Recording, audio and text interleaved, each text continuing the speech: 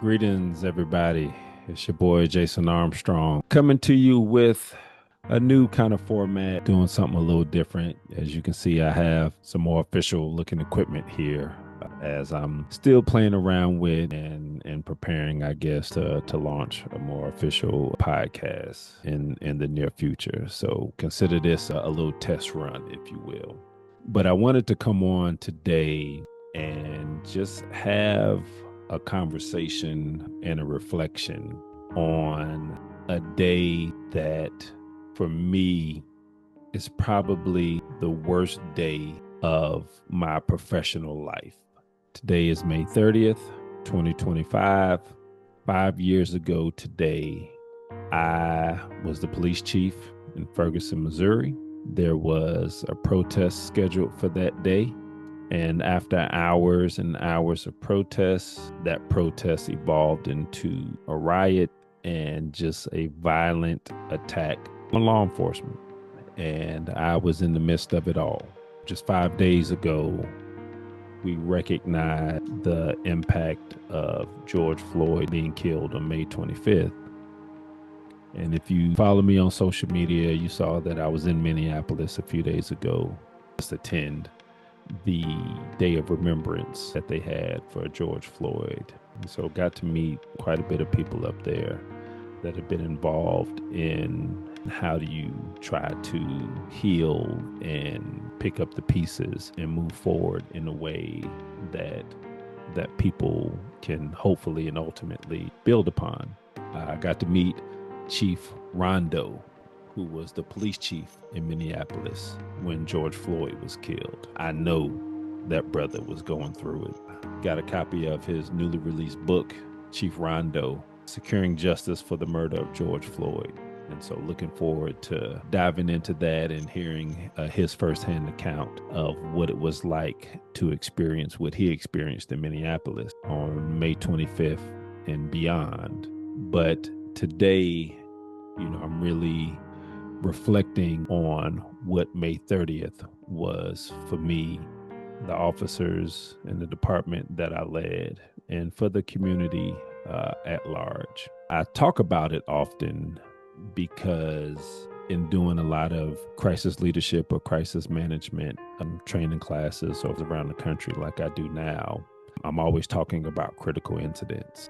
And I can say, without a doubt that day really had a significant impact on me as a person, not just as a law enforcement professional or police chief or any of that stuff. And to experience what we experienced on May 30th, because I wear the uniform of the Ferguson Police Department, people felt that it was okay to come out and try to do harm to people. A lot of people who weren't even there in 2014 when Mike Brown Jr. was shot and killed by Officer Darren Wilson. So it's largely made up of individuals who wanted to be a part of the change in that agency and in that community, who had signed up for a difficult task, a difficult road ahead, but they were committed to seeing it through and contributing where they could contribute to things getting better. And things had gotten better and things were moving in a positive direction. And after the night of May 30th, I questioned all of it. I questioned why me. I questioned, what did I do to deserve this? Because I largely felt as though I didn't deserve this. People trying to burn down the building, attacking the building. I was inside the building when that was going on. Innocent civilian staff members that inside the building was trying to do the job that we hired them to do. And they have to be evacuated out under, explosions. And I was just hearing on the radio, hey, guys over here just got out the car with guns over here on this side of the building. There's some guns on this side of the building. Then now we're taking fire and hear bullets whizzing through the air over the radio and all of these things. And I never understood how what happened in Minneapolis made it okay, which it didn't make okay, but that was how they reconciled that gave them approval, if you will, to come out and exercise violence against a lot of individuals who look like them. And we're screaming, yelling to the top of our lungs, Black Lives Matter. But it didn't matter if you were a Black life wearing a police uniform. You actually treated worse. I mean, some of my officers were treated worse by other Black people because we chose this job as a career. And it wasn't just us in Ferguson. I saw this happening all over the country when I would watch video clips of what officers had to endure from people that looked like them simply because they were wearing a uniform, and the amount of hatred that some people, spewed as a result of that. It's interesting. As much as I talk about, some of those events, and I lead a lot of discussions around crisis and critical incidents and things like that. It largely is therapeutic for me as much as I present on it. If I can figure out how to do it, and I'm gonna drop a photo with this video that hopefully will pop up as I'm talking about it right now. Because I was speaking at a conference recently, and I was on a panel where we were talking about critical incidents. And somebody in the audience was taking pictures of the panel as we were talking. And this person sent me some of the pictures after our panel was over with. But there's one picture that they took of me where somebody else clearly was speaking at the time. And I'm just sitting there and I'm looking down. And so to the average eye, it looked like I was just in my own world or my own space at the time. But when I saw the picture, I knew what I was doing and what was going on with me in that moment that picture was snapped. I struggled with that picture for a little while. And, when I shared some pictures from that engagement of me speaking at it, I didn't share that one picture because it didn't go along with, me promoting my speaking business, but it does go along with this conversation. So if I can figure out how to load it in there, I'm going to load it in there, because what I saw in that picture from me is I saw myself processing the trauma that comes along with when you experience some of the things that those of us in this profession experience, especially when you experience the worst of the worst. And for me, May 30th, 2020 was the worst of the worst. After that night, I was ready to walk away from the profession. I didn't feel as though all of the blood, sweat, and tears that went into trying to make a difference and trying to improve things, I didn't feel as though any of it was working. And I didn't feel as though any of it was worth it. And to be under attack felt like I was in a war zone of what I can envision a war zone atmosphere feeling like and sounding like. And so, being in Minneapolis, being able to go to the neighborhood in the area where George Floyd was killed and talking to some of the people that are from that part of the community, and to hear some of the work that's being done in those areas definitely was encouraging, but it was a long, tough road. And I'm appreciative when I reflect on it, and it definitely helped me get a better handle on what's important in life, and really helped me better understand things that I need to invest more time, effort, and energy in. Thinking about it, 5 years later in retrospect, I appreciate that I was the individual that was sitting in the seat when all of that happened. Because as bad as it was, could have gotten a lot worse. And not saying that I didn't make mistakes out there, because God knows I made mistakes. And, I made some decisions that didn't ultimately, help us out in certain areas. When you're faced with something like that, you just think about surviving and hoping and praying that you survive, and that everybody can make it through, and not just physically, surviving and making it through, but mentally, how are people going to be impacted on the other side of this?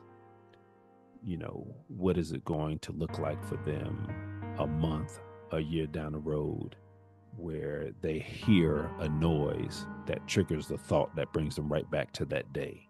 And how are they going to process it, and how are they going to handle it in that moment? And those are the things, I wish that was a part of the conversation more times than not. And largely, why I am looking to go down the path that I'm looking to go down and what I'm doing, media wise and some of the stuff that I have going on is to be able to put a voice to that and to be able to have some genuine conversations about some things and hopefully get some discussions going that we can all talk about, where we can better understand where individuals are coming from, and more importantly, like, where can we go together if we're all willing to show up and be intentional and be genuine in the spaces that we find ourselves in. I'm having more conversations now with community entities around the country and places that I'm doing some work on, what this looks like or what it could look like. But, where does the balance come in? And individuals that tell me, that they hate the police and that they will always hate the police. I get it. I understand it. I understand that because of your lived experiences or those of others that you feel very strongly and convicted in your stance. With that being said, police aren't going anywhere. It's not about you as the individual, it's about the people in the community at large, the people that are going to have future interactions with law enforcement. How can we improve things for them? I can't change, what your experiences have been, but together we could change what the experiences may be for those that are coming behind us. Whether that's a negative experience for a community member, whether that's a negative experience for a law enforcement officer, and some of the things that you face just because you wear a uniform. And when I talk with law enforcement and when I talk with, certain members of the community, they're all saying the same thing. And they don't want to be judged just off of their appearance. Like, they want people to give them a chance to let them say something or to hear something from them and judge me on what your interaction is with me, not what you think that interaction is going to be or what you perceive every interaction to be with law enforcement or with, a member of this community or that community or what have you.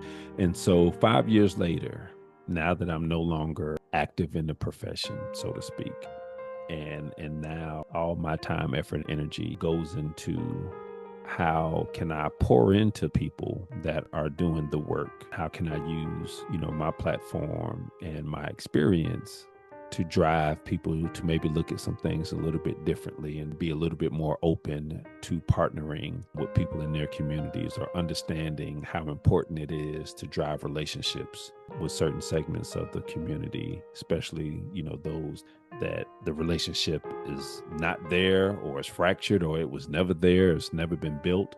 But the importance and significance of that and how, the history of policing and impacts, what we're seeing and what we're navigating today. Hopefully, anybody listening to this or who has stuck around to hear me ramble on with my reflection of this day, hopefully we'll see the value in those spaces that do this as opposed to do this. Because so much of what we're seeing and so much of what we're being fed today, it's sending the message that division and divisiveness is where progress is. And that's where you need to be to get to where it is that you're trying to go. And I disagree because I've lived it. And what I have lived has shown me that the only way that we're going to see some of the progress and some of the things that we want to see, whether it is something for you individually or community, society at large, what have you, is if we find ways to get people together and collectively work through issues that we're dealing with. And, although 5 years ago I was ready to walk away from it all, I'm glad that it didn't happen then. I'm glad I had another opportunity to go somewhere else and get a different and a fresh perspective on doing the work that I love doing, and definitely helped put me in a better space after May 30th, 2020. So if you stuck around and listened to me ramble, I appreciate you for doing so. And I would leave you with, the work is not done. We still have a lot of work to do.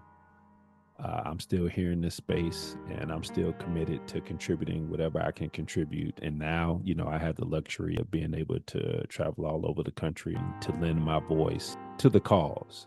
So if you're somebody who is committed to that cause as well, thank you for what you're doing in that space. And I look forward to connecting with you in whatever space we may connect in. Thank you for listening.